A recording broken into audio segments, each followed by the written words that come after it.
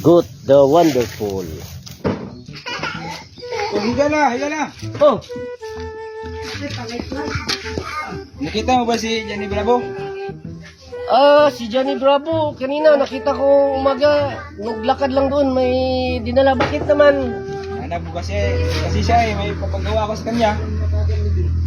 Sige, sabihan ko mamaya. Pag sabi nila pag nakita mo, Ngayon lang kita nakita, Chairman, bakit, saan ka magaling? ito kagagaling lang sa ospital. Ganun ba? Anong nangyari sa'yo? Indasgas lang. Buti naman, may ano lang. Sige, mag-ano sa muna ako dito. Hindi higala. Tika lang higala. Ba't Oh. dala kang kalderin higala? Magluluto ako ngayon ng sabaw na isda para pagkain namin hapunan.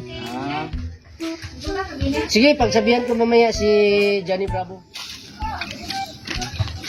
Magluluto ako ngayon ng masarap na sabaw na isda para masarap ang kain namin sa hapunan.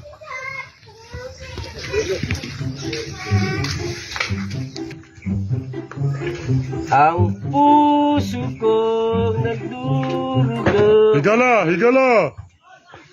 Bakit mo lulutuan yung kaldiri na ibinigay ko sa'yo? Sino? Sino yun? Nagsalita na naman. Sa oras na lutuan mo yan, mawawala ang bisa ng kapangyarihan ng kaldiri na ibinigay ko sa'yo. Ganun ba?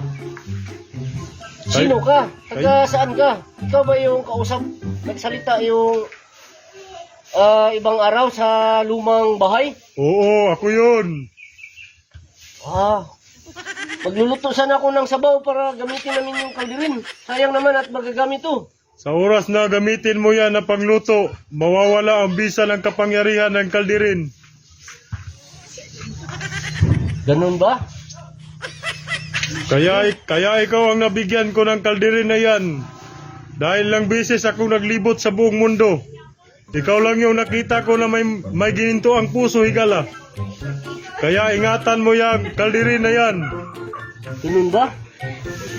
Sige, kung sino ka mang makapangyarihan ka.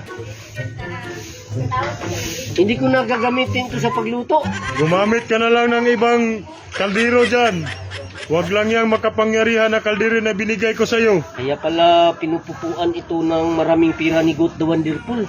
May nakabantay pala na makapangyarihan. Saka ingatan mo rin si God the Wonderful, higala.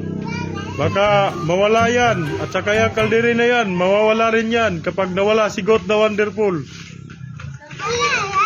Sige, maraming salamat. Kung sino ka man, iingatan ko to. Hindi ko na to lulutuan pa.